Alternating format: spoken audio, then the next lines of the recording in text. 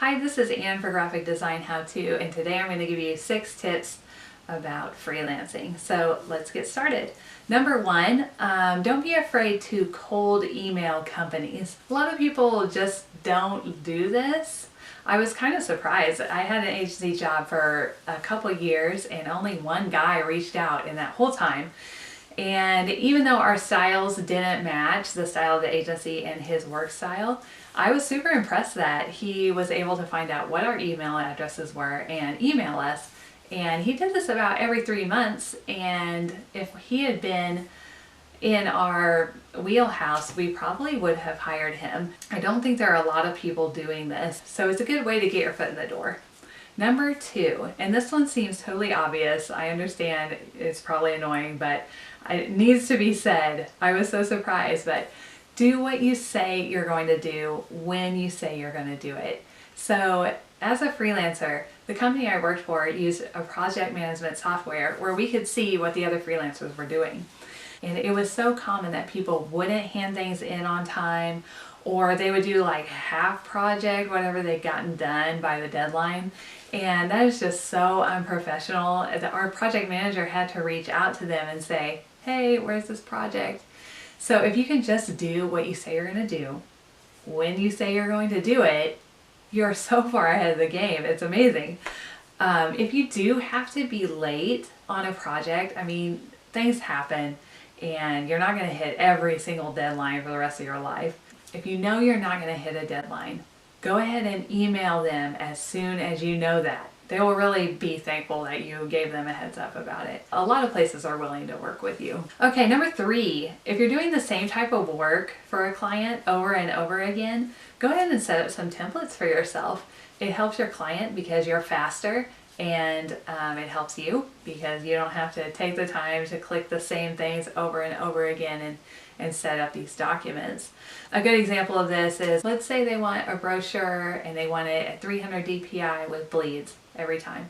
You can set up a print preset for that, or you can set up an action to always export the same way every time.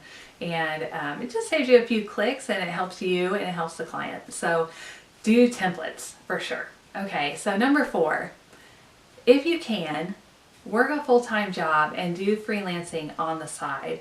That really eases the pressure and it helps you to build a client list before you jump 100% into freelance. I've always held a full-time job until recently, and the few months that I did not have a full-time job and I was doing full-time freelance were slightly stressful, to put it lightly. So if you're the type of person where that kind of thing doesn't bother you, feel free, but know you're going to have some slow months and plan accordingly. Number 5, creative briefs. I really think if you're working with individuals, you really should have a creative brief. All that really is a sheet of paper that says, you know, what is this project? What colors do you like? What fonts are you leaning towards? What look and feel is right for you? And provide pictures or anything, just everything about the project, so you don't have to go back and forth with the client all the time, and the client is thinking, why didn't they just ask this at the beginning? So creative briefs are really important if you're working with individuals, especially those who don't know what they want, which is the case a lot of the time. If you're working with companies, I don't find that you really need a creative brief. A lot of times they'll provide you with a creative brief of what they want, what they're looking for, and their style guide, look and feel, and all of those things. So number 6, try to work for companies as opposed to individuals. And there's a few reasons for this.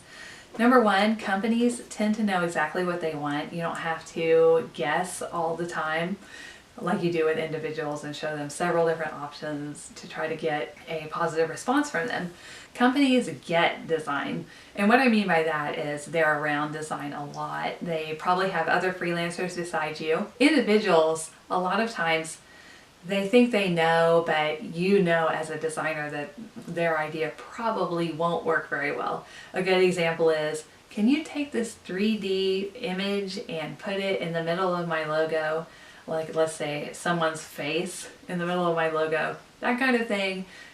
it just doesn't work very well. Designers get that, companies get that, but individuals a lot of times just don't understand that. Another reason you might want to choose a company over an individual, they're also used to paying people on a regular basis. Individuals a lot of times aren't used to paying people, so they tend to forget that they owe you money.